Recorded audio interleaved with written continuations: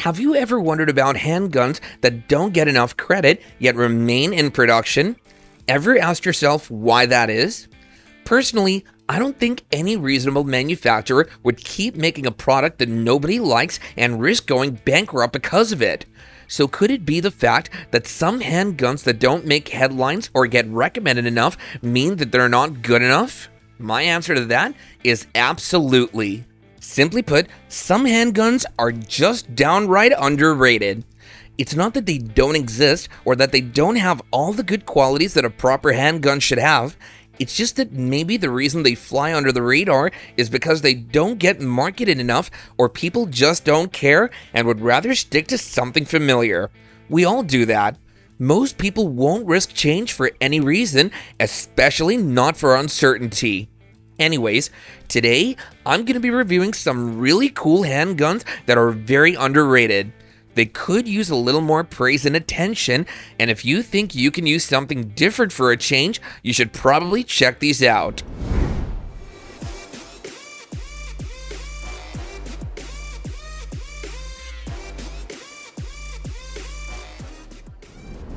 Let's begin with the Stoeger STR9 Combat SX. It's a military-grade, full-size 9mm pistol that's as well built as some of the popular combat pistols out there, yet it always goes unnoticed. Not because it's not ergonomically attractive or because it's a complete failure. Let's just say it's just not lucky enough. The Combat SX is a performance-driven handgun that shoots as good as it looks with the precision and accuracy you'd expect from a so-called combat pistol. It's out for civilian use, boasting a 17 or 20 round capacity, interchangeable backstraps, beveled magwell, and suppressor height sight. That's right, the Combat SX is suppressor ready with superior sight for visibility, fully loaded for tactical use, yet it keeps getting underrated. Going for $699, it's pretty much one of the affordable combat guns you'll find that performs excellently. What's more, the sleek bronze Cerakote finish makes it stand out from a pool of black-coated polymer handguns. Another really underrated pistol is the Diamondback SDR, and as I always like to say, it's not about the name or brand, but the performance and usefulness. So Diamondback tried to make the SDR stand out in the metal handgun category, and I think it did a pretty good job at that. This stainless steel double-action revolver with an exposed hammer has a sleek-looking design. It comes in two finishes, including matte and polished. Weighing just about 21.02 ounces unloaded, it's a lightweight revolver that serves well for concealed carry. The SDR is equipped with a 2-inch barrel that swings counterclockwise, a 6-shot cylinder, and a low-profile sight that sports a bright red or orange fiber optic tube on the metallic front. In terms of real-world performance, it's probably one of the most practical options available for carry.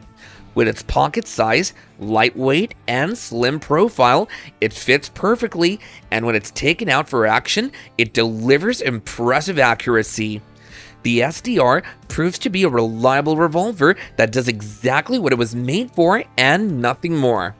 Although it does come at a higher price than most pocket revolvers, going for about $777 to $821 depending on the finish, like I mentioned earlier, it's practical in use.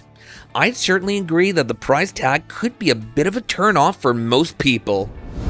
One of the newest in the Beretta 92 lineup, the GTS does get a little underrated. I find that quite amusing because we all know Beretta produces some of the finest guns in the game, or at least most of us, so seeing that a high-performing pistol like this one doesn't get enough attention makes me wonder what people are looking for in their handguns nowadays. I have to admit that the GTS is hammer-fired, which isn't exactly a category people go crazy over anymore. Yet I do believe a host of shooters out there still find hammer-fired pistols handy and efficient. Anyways, the GTS is chambered in 9mm and has got a DASA system that's to love.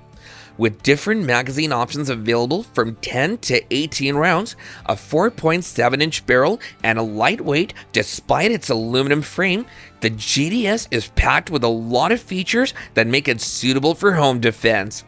While the GTS isn't exactly tailored for concealed carry, it does have a frame-mounted decocking lever, and the decocking action happens in the frame rather than in the slide. Overall, Beretta made this model very accurate, durable, and reliable with a well-managed recoil. Going for $800 to $1,000, this pistol packs a lot for the punch, even though it might require some getting used to. If you have a few $100 on you and are looking for a good handgun to put it on, I'd say put it on a Taurus. Tauruses are one of the most usable, budget-friendly guns that you can find on the market, and I say usable because I am aware that budget-friendly doesn't always equal quality, as sometimes it can be a serious gamble. But not with the GX2. Every time I find someone who doesn't have $1,000 to purchase a handgun but wants one that's very reliable, I tell them to check out Tauruses, and in that case, you almost always get what you pay for. The GX2 is an affordable, user-friendly, single-action-only 9mm pistol with a 13-round capacity.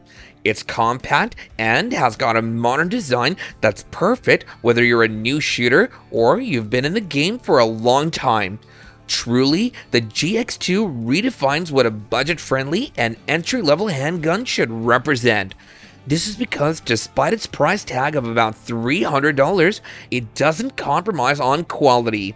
The fixed front sight and drift adjustable sights on the GX2 that we tested worked fine, the trigger wasn't a pain in the ass, and recoil wasn't even a topic. It's a mix of polymer, steel, and alloy parts, but it's got the balance. With a manual and trigger safety, I think you're ready to have a good day carrying the Taurus GX2. It does pack a lot for an underrated gun. If you ask me, I think it's too early for the Chic 8 shooter to fly under the radar and get so underrated. I mean, the revolver was just revealed at SHOT Show 2025, and if anything, it should be very talked about and actually carried since it's not just a showpiece.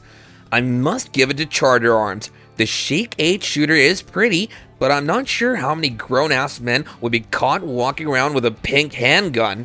Maybe let us know in the comments if you'd love a pink handgun, gentlemen. Notwithstanding, the Chic 8 shooter is out and it performs just fine. I say just fine because I find the grip a little too small. Plus, the gun chambers the .22 Magnum, so you can't expect too much even though it does have significant power. The gun is small, pocket-sized, and for that size and build, it performs satisfactorily. Going for about $400, the revolver is just as good as they come. It's another budget-friendly option I think more people should try out for themselves. Next up on our list of underrated handguns is the Heritage Rosco. I bet some of y'all haven't even heard about it. Well, the Rosco is a 5-shot revolver produced by Heritage Manufacturing, and it's based on the Taurus Model 85. It's a modern style revolver with vintage aesthetics that gives it an old school look. The blue steel frame and fine wood layout not only make the gun look outstanding, but is also backed up by an impressive performance. This is no surprise, as the gun takes after the model it was based on. The Rosco's 3-inch barrel boasts a higher velocity over 2-inch variants, delivering top-notch accuracy. If you want to travel back in time and experience some old-school vintage vibe, the Rosco is a good place to start. Plus, it's got an affordable price around $363 and could even go for lower than that. For those who don't already know, Girsan is a Turkish firearms manufacturer operating under European American Armory, or EAA. 2311 is a new term adopted by Girsan and one other company to describe a handgun convention that breaks beyond what we know as the 1911 style. The 2311 Brat is a full-size defensive pistol that serves as a great sidearm. It comes in two different configurations, which are the blue-black model with aluminum lower frame and polymer grip, and the gold nitride version with gold slide and barrel. Having tested the handgun myself, I find that it performs satisfactorily. The single-action semi-auto operation is pretty smooth, and the gun performs well enough as long as you're not planning to do James Bond type of action with it. In terms of capacity, it holds 17 rounds of 9mm ammunition and does pretty good firing rounds effectively. The trigger is skeletonized and non-adjustable, and the sight produces good pictures too. The 2311 Brat's accuracy is non-debatable, but it does come with a high price depending on the exact model, anywhere from $719 to $1,050. Savage Arms has created some really iconic handguns over the years, and one of them is the Model 1907, which is directly up against Colt Model 1911.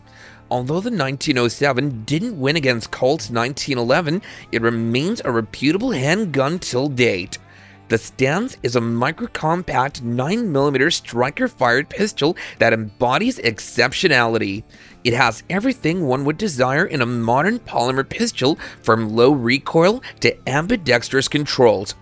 I find the ergonomics of the pistol very thoughtful. It's not often that you find a micro-compact with a performance that doesn't make you question your entire purpose for becoming a shooter. Some guns just make you wonder if it's worth the effort, but not this one. Every time I get to shoot the Savage Stance, I appreciate its design and overall performance. It's one of the most underrated handguns that keep making jaws drop once its value is truly seen. The best part? It goes for about $548. The Taurus 680 is a great handgun. Yes, it may not be as flashy as the Chic 8 shooter, but it delivers. Equipped with a 5-shot cylinder and a double-action system, this revolver does pack a lot for the punch. The best part, for me at least, is that I get to carry a tiny, powerful weapon that I'm certain will go bang every time I pull that trigger. I do know that not everyone has this type of experience with the 680, but with the models that I've tried, I really can't complain, and that's why I think it's so underrated. I mean, it's a miniature gun chambered in .357 Magnum, considering its 2-inch barrel and small grip, but I think anyone who picks up a .357 pocket revolver should be ready to deal with some recoil. But recoil aside, the Taurus 680 delivers in terms of accuracy, and its solid construction makes it reliable. It costs only $312 or maybe a little more. Wrapping up our list of the most underrated handgun this year, the EAA Windator sure deserves some extra credit for being so reliable with a predictable performance. This 6-shot SADA revolver has a sleek blue-black finish and a solid build. Tipping the scales at 25 ounces with a 2-inch barrel, it delivers incredible performance for every trigger pull. Chambering the powerful .357 round, the Windator plays a significant role as a defense firearm. You get to choose between the 2, 4, and 6-inch barrel option, but they all have accuracy in common. With a price tag often less than $489, you get a standard performance worth every bit of your penny. Those who have put some rounds through the Windator can certainly testify to that. It's just really sad that the Windator doesn't get as much credit as its other counterparts. If you ever get the chance to try out any of the handguns we've reviewed in this video, please come back and share your experience with us. Enjoyed this review of the most underrated handguns in 2025? Then make sure you're subscribed and click a thumbnail to dive right back into more fascinating firearms content from us. We'd love to hear from you, so if you have experience with any of the handguns or have a personal favorite, share your thoughts and insights in the comments section down below. Also, don't forget to share this video with a friend and family member, and do leave us a comment. Thank you so much for watching.